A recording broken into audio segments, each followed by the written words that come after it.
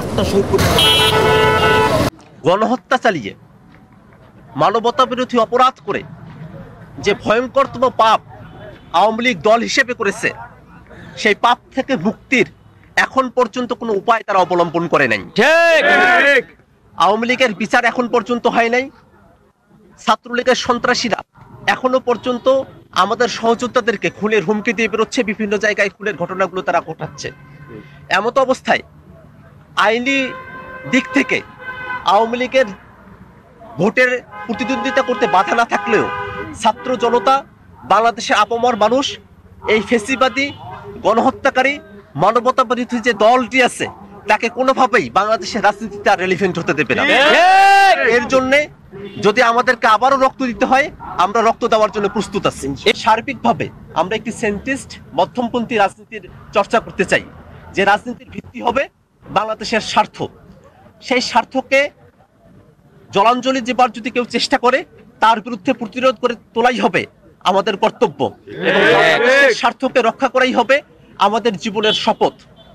আমরা বিশ্বাস করি বাংলাদেশে নতুন যে পরিস্থিতি তৈরি হয়েছে, আপনারা দেখতে পাচ্ছেন রংপুরের মতো প্রত্যন্ত অঞ্চলেও মানুষেরা আমাদের সাথে একত্রিত হয়েছেন। তারা চান যে নতুন একটি রাজনৈতিক শক্তির আবির্ভাব হোক। আমরা বিশ্বাস করি সেই রাজনৈতিক শক্তি সামনের দিনে বাংলাদেশকে নেতৃত্ব দেবে, বাংলাদেশের রাষ্ট্র ক্ষমতা পরিচালনা করবে।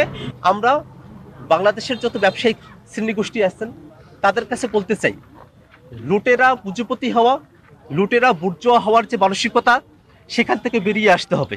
সবাইকে জাতীয় স্বার্থে জাতীয় বুর্জোয়া হতে হবে।